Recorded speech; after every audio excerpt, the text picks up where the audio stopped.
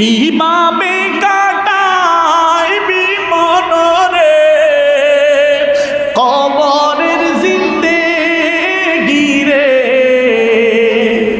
ভোরে জীবন গুনাই গুনাই গেল রে, ভোরে জীবন গুনাই গুনাই গেল রে। বাড়ির পাশে পুকুর পারে গো বাবা বাঁধবি বাঁশের ঘর,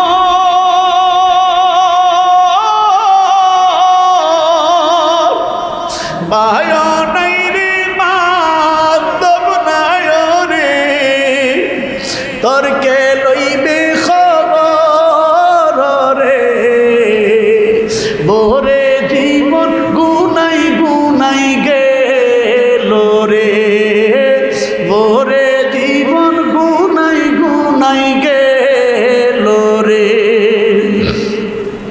ধন সম্পদের মায়ায় পড়ে গো ডাকলে না মওলা রে,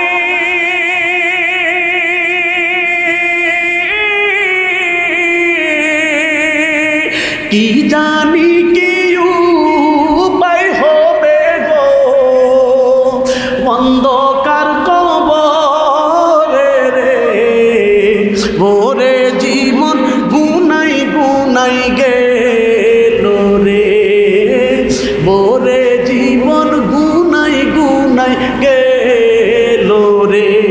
ও বাজান, এই জন্য বলেন তো কোরআনের সাথে আমাদের সম্পর্ক রাখার দরকার আছে না নাই? বাজান রে, কখন মারা যায়, কখন আজরাইল এসে সামনে আপনাকে আমাকে থাবা মেরা দেয়। এ বাজান, এই জন্য মরণের আগে মরণের সামান তৈয়ার করা। বাজান রে, জানা নাই আজরাইল কখন আইসা আপনার আমার রূপটা রেডি হচ্ছে। এ বাজান, পৃথিবীতে কেউ ছিল না, এখন আছে, আবার আপনি আমি থাকবো না, এখন আছি থাকবো না। এ বাজান, এই জন্যে কবরে যাব, কবরের সামান নিয়ে যাইতে হবে। আবারে এই জন্য বলি, আল্লাহ বলছেন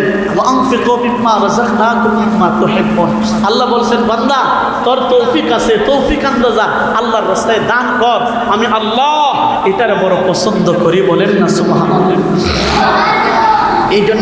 এই জন্যে আপনার ও বাজান, দুনিয়া এমন একটা জায়গা, কেউ খায়াও শেষ করতে পারছে না, কেউ নিয়েও যাইতে পারছে না। কেউ খায়া শেষ করতে পারছে, কেউ নিয়ে যাইতে পারছে, কেউ খায়াও শেষ করতে পারে নাই, কেউ নিয়েও যাইতে পারে নাই। এই জন্য আমি বলি, সম্পদ খাবে লুকে, দেহ খাবে পুকে, ঠিক কিনা বলে? সম্পদ লুকে খাবে আর এই দেহটা পুকে খাবে। হে বাজান, এই জন্য যা আল্লাহ আপনাকে দিছেন আপনি আল্লাহর রাস্তায় দান করবেন, আপনার তৌফিক আন্দাজা দিবেন, বেশি দেওয়ার দরকার নাই।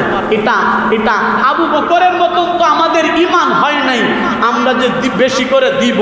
আবু বকর কেমন দিয়েছেন, এমন একজন ব্যক্তি ছিল, ও পেহলা মুমিন, পেহলা মদদগার, পেহলা সাহাবী, নবী ने जिसे हर कदम पर दुआ दी, वो अफजल बशर बाद ज़ंबिया के, वो जान सदाकत, वो जान वफा है, फरिश्ता उसी की नमाज़ों पे आशिक, उसी की अदाओं पे आशिक, उसी की दुआओं पे आशिक, नबी से कमतर, इमाम से आला, मोहम्मद से हरदम वफा करने वाला। बोलें अल्लाहु আকবার।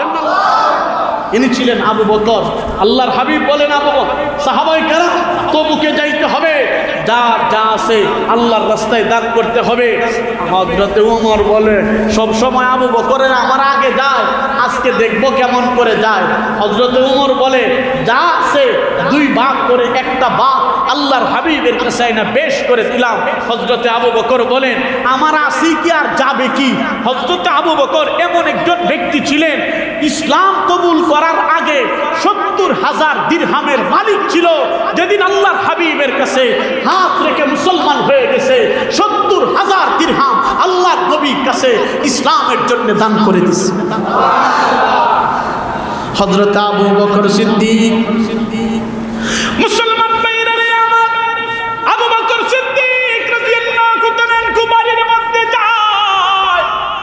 বাড়ির মধ্যে যায়, ঘরের মধ্যে যা কিছু আছে, আল্লাহু আকবার। হযরত আসমা রাদিয়াল্লাহু তাআলা আনহারে বলে, মা গো কিছু আছে সব কিছু গাঁটটি বেঁধে আমারে দিয়া দাও। আমার ভাইরা রে, আল্লাহু আকবার, সুন্দর করে দেখ পাতিলা যা কিছু আছে, এমনকি তারিখের কিতাবের মধ্যে আসছে একটা সুই দেওয়ালের মধ্যে, বেড়ার মধ্যে, বেড়া বুঝেননি, বেড়ার মধ্যে, দেওয়ালের মধ্যে মানে ঘরের বেড়ার মধ্যে গেতা ছিল। এই সুইটা পর্যন্ত এই গাঁটটিতে বস্তাতে ভরে হযরতে আবু বকর সিদ্দিক আল্লাহর নবীর দিকে রওনা দিয়ে দিছে। সুবহানাল্লাহ। মুসলমান আবু বকর সিদ্দিক রাদিয়াল্লাহু তাআলা আনহু আল্লাহর নবীর সামনে চলে গেছে। মুসলমান ভাইরা রে আমার, আল্লাহর নবী ডাক দিয়ে বলে, সাহাবায়ে কেরাম শুনো, কে কি আনছো আল্লাহর দ্বীনের জন্য, কে কি আনছো আমার সামনে পেশ করো। হযরত ওমর বলেন, নবী গো, যা কিছু ছিল 2টা ভাগ করে 1 ভাগ দ্বীনের জন্য দিয়া দিছি। আল্লাহু আকবার। হযরতে উসমান রাদিয়াল্লাহু তাআলা আনহু বলেন, ও নবীজি, যা কিছু ছিল আমি দিয়া দিছি। আল্লাহু আকবার, অর্ধেক দিয়া দিলাম। আল্লাহু আকবার। আলী বলেন, আমিও অর্ধেক। হযরত আবু বকরের পালা যখন আসছে, বাড়িতে যা কিছু ছিল বস্তাতে করে নবীজির সামনে পেশ করছে। নবীজির সামনে পেশ করে বলেন, ইয়া রাসূলুল্লাহ, যা কিছু ছিল সব কিছু আপনার সামনে পেশ করছি। নবীজি বলেন, আবু বকর, বাড়িতে কি রাইখা আসছো?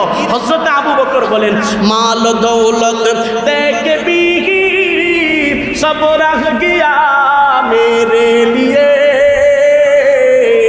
এক মুস্তফা মেরে লিয়ে, এক খুদা মেরে লিয়ে। বলেন আল্লাহু আকবার। ইয়া রাসূলুল্লাহ, আপনি জিজ্ঞেস করেন কি রাইখা আসছি। ইয়া রাসূলুল্লাহ, বাড়ি থেকে সব কিছু নিয়ে আসছি। আপনি জিজ্ঞেস করেন বাড়িতে কি রাইখা আসছি।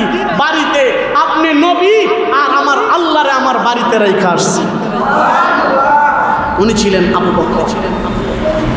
ও বাজান, আপনার আমার ইমান, আপনার ইমান তো আবু বকরের মতো নয় যে সব কিছু দিয়া দিতে পারবো, আর সব কিছু দেওয়াও জায়েজ।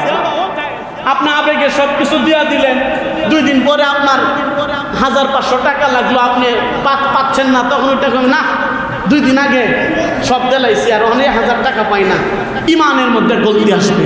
এই জন্য বলি বাজান, আল্লাহ আপনার যা দিছে এই তৌফিক আন্দাজা আল্লাহর রাস্তায় দিবেন, এটা আল্লাহ পছন্দ করেন। নবীর তরিকা বলেন তো বাজান, আমরার তৌফিকে যা আছে দেওয়ার দরকার আছে না নাই? এত আস্তে জোরে বলেন না, আছে না নাই? বাজান রে, আপনি আমি থাকবো না। নবীজি বলছেন, কোন আলিমান, বলছে হয় আলেম হও, নাহলে আলেমের বন্ধু হও, নাহলে আলেমের সাথী হও। এ বলছে 5 নম্বরে যায় না। ও বাজান, এই জন্য আপনাকে বলি বাজান, এই মাদ্রাসার মধ্যে কিতাবের দরকার। বাজান রে, আপনাদের দানের মাধ্যমে, আপনাদের পরামর্শের মাধ্যমে এই পর্যন্ত আসছে মানহাল আল ইসলামিয়া রিসার্চ সেন্টার। ও বাজান, আপনারা পরামর্শ দিচ্ছেন, আপনারা টাকা দিচ্ছেন, আপনারা ধান খয়রাত করতেছেন, এই জন্যে এই পর্যন্তই আসছে। এ বাজান, এই জন্যে মাদ্রাসার জন্যে কেউ আসেননি, ইনশাল্লাহ 1 সেট কিতাব দিবেন। কিতাবের খুবই দরকার, কিতাবের দরকার। আরেকটা বিষয় হইল আপনারা যে কুরবানি দিবেন, এই কুরবানির চামড়াটা ইনশাল্লাহ দিবেন। বিগত বছরে তো কুরবানির যে চামড়াগুলা ছিল, এই চামড়ার দাম ছিল না। মানুষের কুরবানির চামড়াগুলারে মাটিতে পুঁতে ফেলছে, এটা কেউ নিত না। কিন্তু আলহামদুলিল্লাহ এই সিন্ডিকেট ডক্টর ইউনূস সাহেব ভেঙ্গে দিয়ে, আপনারা জানেন সরকারি রেট করছে। বাহিরে হইল 1300, বাহিরে হইল 1150 টাকা। আর ঢাকা শহরের ভিতরে এই একটা চামড়ার দাম হলো, একটা চামড়ার নিম্ন দাম হইল 1350 টাকা। ও বাজান, এই এখন আলহামদুলিল্লাহ আমি মনে করি এই দেশের মধ্যে মাদারিসে কওমিয়ার সূর্য সন্তানেরা